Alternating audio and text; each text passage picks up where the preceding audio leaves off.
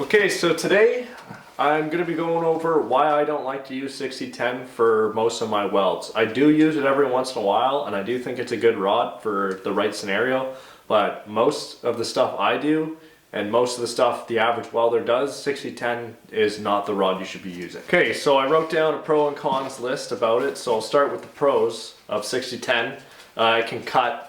So you can turn, one 6010, you could turn it up to like 200 amps and you could cut through stuff no problem. You could cut through a 1-inch plate easily. I mean, you're not going to cut out big shapes and stuff, but to blow a hole every once in a while or whatever, it's a great rod. You know, I'm a Boilermaker, so sometimes whenever we demo boiler tube panels, like water wall panels, we'll use a 6010 to cut through the panel and all the tubes, and instead of a torch or something or a gouge or whatever, yeah, we'll use a 6010. Even in one of my videos, the video of using a makeshift welding rig, you'll see me cut some bent steel off of a tractor implement with the 6010. I also blow a hole in a bracket with 6010 in that video. So I always carry it just for that reason, that it can cut. Next, it welds on dirt, paint, rust, scaling, whatever. If it's really dirty and nasty material and you can't fit a grinder in there to clean it or whatever, 6010 is the way to go. It strikes really easily and it'll weld over, you know, and most of the imperfections you'll find on steel. So it works great for that. That's why a lot of people use it. Again, this kind of ties into what I just said, but another pro I say is easy striking. So if you're going to tack something up, you can tack it with 6010 much easier than 7018. 7018 is just in general harder of a rod to get started. So the 6010, if you're tacking something together, it's like quick as MIG. It just strikes up super easily. Another good thing, it's a very common rod. So if you know how to use it, there's a good chance anywhere you go that they'll have 6010, and if you've used it before, you know, you learn to weld with it, they'll have it pretty much anywhere that welding happens. Okay, now the bad, it's weaker than 7018, so 6010 lays down a weaker weld than a 7018. That's right in the name. 6010, that 60 stands for 60,000 pounds tensile strength, and the 7018, the 70 stands for 70,000 pounds tensile strength, and that's for both of those, that's for 1 square inch of weld will hold 60 or 70,000 pounds of pressure for the tensile strength. So right there in the name, 6010 is a weaker rod than 7018. Yes, it does penetrate deeper, but that doesn't matter because it's weaker. I'll explain that later on. Not as nice looking, in my opinion. I know a lot of people like it. You know, downhand 6010 and stuff, people think it looks great on some pipe when people weld it all the way out to the cap with 6010, which you don't do too often, but people think it looks really good. I personally don't think it looks that good. I think 7018 and 7010 and basically every other rod lays a nicer looking bead than a 6010. Another con of the rod is it's got a slower deposition rate. So what that means is it puts less material down as you weld with it. So if you weld 1 inch of 6010 and 1 inch of 7018, like you're going to see on the test I did, the 7018 deposits more material on than the 6010, and that's because that's how that tensile strength kind of gets beefed up. So I also did a 3-pass weld with 6010 to put a bit more material on for the test, just to show you with the same amount of material as the 7018, it still is weaker. Now I'm just going to go over why I don't use 6010. I don't use this rod because of the first con I said, which is the weaker tensile strength. So 6010 is more likely to crack than a 7018 weld. People are going to argue this back and forth. It's because you have misinformation about the rod.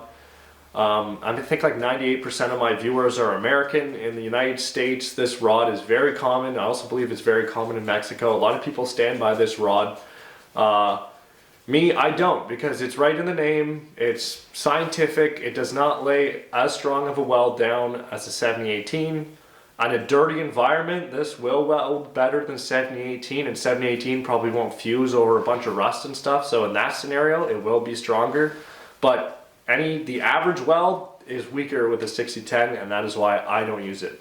Because I don't want to go back and where 6010 has cracked or ripped off or whatever, I don't want to go fix something after I already fixed it once. You know, that doesn't look good. You know, how are you going to pick up work if you're constantly, I mean, it's not going to be, I don't think it would be that big of a problem, but I don't know, you're not going to weld buckets like loader buckets and stuff that needs high tensile strength together with 7018. You're not going to go repair an excavator boom with 6010. Yeah, it's not used for that. I believe there's a big misinformation about this rod in, you know, North America, specifically the United States. This rod is seen as a multi-use rod that you use for everything. That is not the case because of the lower tensile strength.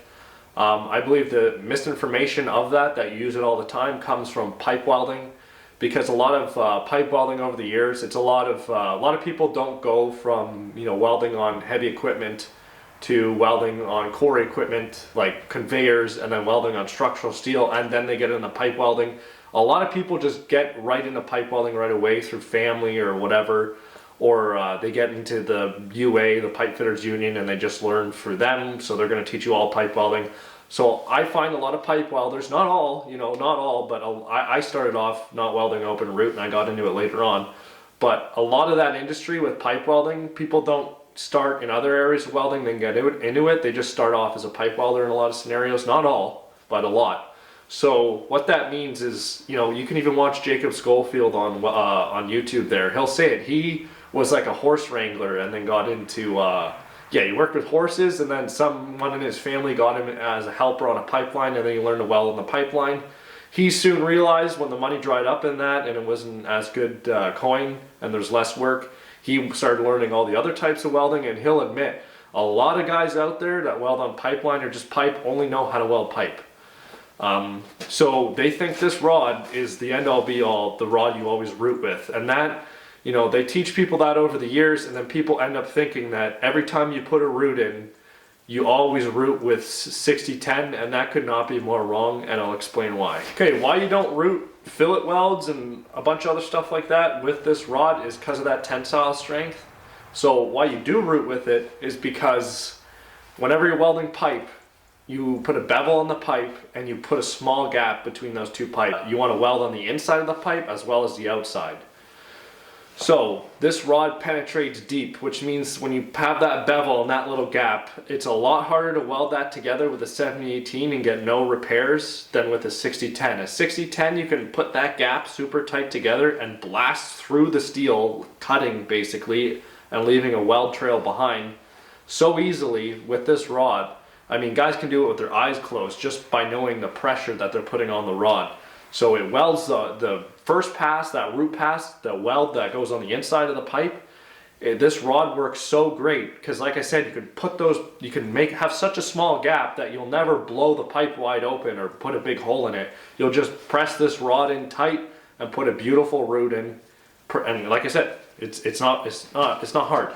So also this rod is very good for X-ray. So a lot of pipe welding has X-ray shots all over it to test it to see if it's good to go on natural gas lines and a lot of stuff like that. Anything with pressure. So you're going to do your root with this because it's going to penetrate, it's going to put a better root in, and you have a high chance of passing X-ray. Now bend testing, you do bend tests with this rod. It is harder to pass a bend test in any bend test scenario than it is X-ray, because anything you see in X-ray is just the repair on its own. As soon as you bend test that opens up that repair and makes it larger than it actually was originally. So 6010, because of that tensile strength, doesn't like to bend, and you'll see it in the test I do. It doesn't like to bend, it just snaps. So it's, great for X-ray. For bend test, is probably the worst rod to weld with when it comes to bend testing. But why you don't use this to root on a fillet weld is because you don't need that penetration when you're fillet welding. You need a nice strong weld. You don't need the penetration, so you fillet, you're going to root with 7018, not 6010. 6010 puts in a weaker weld. Just because it penetrates deeper doesn't mean it's stronger. You're putting weaker material into that weld for no reason. So that's why, anytime I can fit a grinder and clean something up, I always root with 7018 and then or flux core or whatever. I don't use this stuff. A lot of people like to not clean this stuff, put the root pass on a fillet with 6010 and then cover it in 7018. I don't like to do that either because you're just putting weaker material and then covering it in stronger material. If something you're welding on is going to get beat on a lot, wouldn't you want all the welds to be the same tensile strength and nice and strong, and then have the first one weak and then cover it in the strong stuff? I don't want to go back and fix something, so that is why I'm going to weld with 7018 most of the time. If I can't reach in there and clean it out, I'll weld it with this rod to root or completely out, I don't know. But if I can clean it up or whatever, or I think a 7018 will burn okay, I'm going to use 7018 because it's the higher tensile strength. This rod is going to crack and split and separate much easier than a 7018. You're going to see it in my test. So that is why I don't really use this rod much. Okay, so I'm just going to go over it again, a couple other points, and I'll give some examples before you guys see the test. This rod, like I said, lower tensile strength. It's for pipe or dirty stuff, it's good. So pipe as an open root, so for open root and dirty stuff, it's good to use this. But for anything else you're going to be doing, just use 7018. I mean, I know Americans have weld procedures on structural steel when you root with a 6010. Here in Canada, in Ontario, where I live at least, I've never saw that before. You do 7018 all the way out. You prep with a grinder and you weld all the way with 7018. Even when I'm in the Boilermakers Union, when we weld on storage tanks, sometimes we'll use 6010 to root. So you do a downhand 6010 root, fill with 7018, cap with 7018 or MIG or whatever, and then you go on the back side and you back grind this rod, the root you do with this rod, you grind it completely out so there's no 6010 left in there, because that material is of a lower tensile strength than the rest. So you grind it completely out and then fill and cap with 7018. That's what they want sometimes. You really don't see this rod used much where it's left in storage tanks. It's usually back grind completely out in the scenarios I've been used it. So, it's, again, if you're going to be welding like a fillet weld or just your average welds that's not super dirty stuff or it's not open root, just opt for MIG, flux core, or 7018. Don't bother using this because it's a lower tensile strength. You're not going to weld, I'll give an example, an excavator boom. You're not going to go weld up an excavator boom for the penetration with this rod. You're going to slice it open, put backing strips in there, and weld it out with 7018 or whatever the manufacturer recommends. You're not going to use this stuff for that, because in that scenario, that boom's getting twisted and all this stuff, and it's just going to crack this stuff. So you don't want to go back and repair something twice. That's what I was taught. That's, pretty much everybody thinks, so that's why I don't use it. I don't want to go repair a cracked 6010 weld.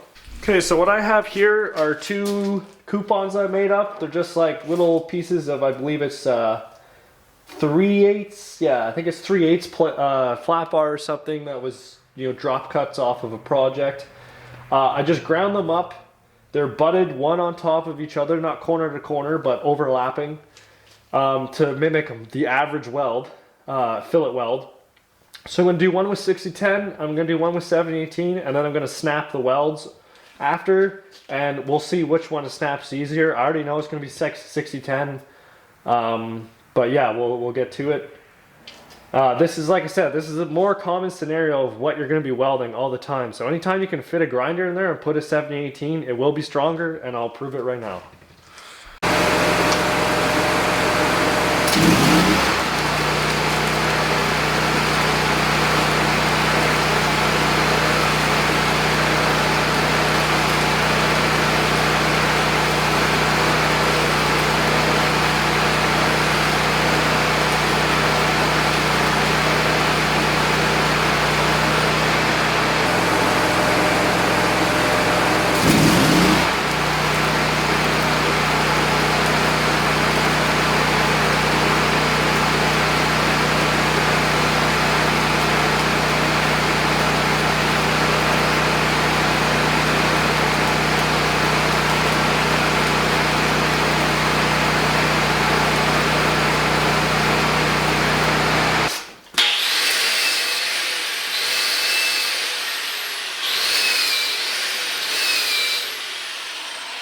Okay, so that was my first time ever burning a rod on that welding machine. So my 7018 a little shaky at the start there because every machine strikes usually 7018 differently. Because you know, like I said, this is an easy 6010 is an easy striking rod. 7018, you know, depending on the arc force and hot start of your machine and everything, it changes the start differently. So it's a little shaky there, but still laid down a good weld. Obviously laid down a nice 6010. Now let's put these in the vise, hit them with a 4-pound hammer, and see which one splits the easiest. So up first, we got the 7018 coupon.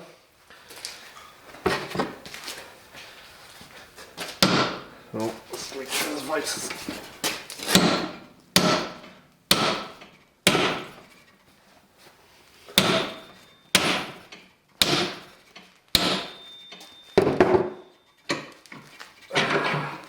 The table, still resilient, just giving it lighter taps so we can see how many. Look at that. Still holding on, folded completely over, still holding on.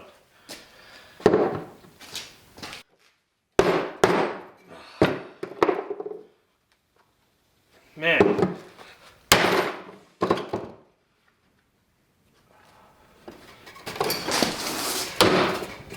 There we go.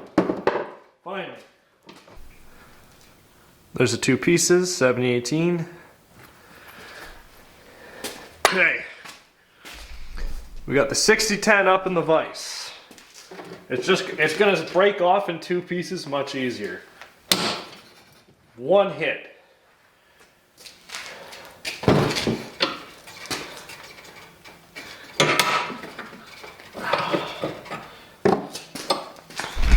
Put it flat on the table. Do light hits like I did with the...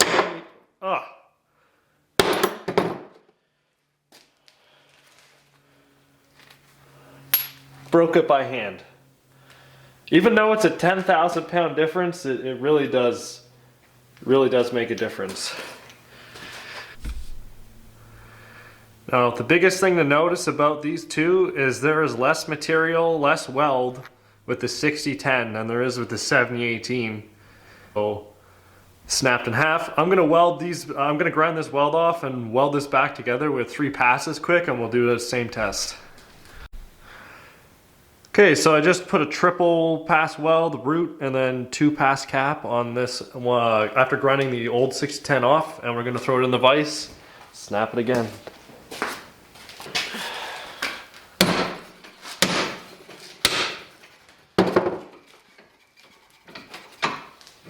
Just broke off on my hand. You know, I did this a third test to just put almost as much, you know, actually a little bit more material than the 7018 put down. Because like I said, that 6010 digs deep, it doesn't put a lot of material on the outside. So I tried to make it a bit fair and put, you know, more weld on. It's, you know, it's not really more fair, it is cheating by putting 2 more passes on. But again, 6010, you saw it here, it snaps easier than 7018. And that's why I don't use it, because everything I weld, I want to not come back and never have to fix it. So I'm going to take the extra time, I'm going to run a grind over what I'm doing, and I'm going to use a 7018. If I'm welding open root pipe or something super dirty, I'll use 6010. But in the meantime, yeah, I'm definitely sticking to my 7018. If you liked the video, go ahead and subscribe. I'm going to be uploading more. I'm going to do a series, hopefully, on, you know, every kind of welding rod I come across I can get my hands on. Everything from 6010 to maybe some high grade alloy rods. Anyway, we'll see how it goes. So yeah, if you liked the video, go ahead and subscribe.